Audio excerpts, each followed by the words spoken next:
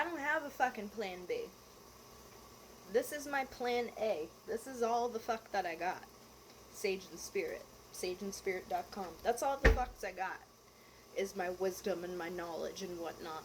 Until maybe I hit another DNS situation, right? But I can't afford to have a plan B. Meaning, I can't afford to fail. I can't afford to be inconsistent.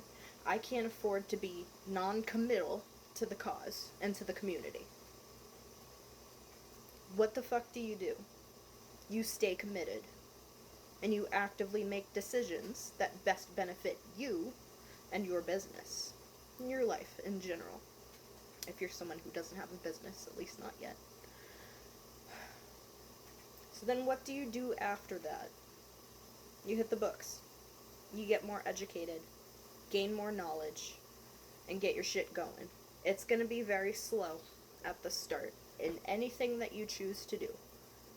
But you need to stay committed to that. You must push forward consistently. We live in a society of instantaneous gratification. You can press a fucking button. You could heat up your food in a microwave for a minute, 30 seconds. Boom, your food's cooked. Shit's warm. I can feed my fucking pets while laying in bed, all by pressing a button. Feeder machine. I can call up a family member that lives on the West Coast. Press of a button. And I see such a rise in this behavior, especially within the last 10 years, let's just say. Like, it's bad. We think that just because something isn't instantly grabbing overnight, that we've failed, or that we're never gonna make money, we're never gonna be successful, we're never gonna have the audience or the engagement that we want. But I'll tell you this right now. Baseline, you don't become profitable until your second year in business. And even then, that shit's still slow. It picks up momentum, but that shit is still on the DL. We'll use myself as an example. I started back in 2024, started getting the mind right and saying, okay, you know what, I see what it is that I need to do. I need to start getting educated.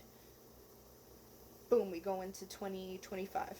So February, March of that time, I started creating different products. I started putting a program together. I started putting methodology and things together and just kind of dipping my feet in all of these, I'd say, subgenres of spirituality and what could be taught in spirituality.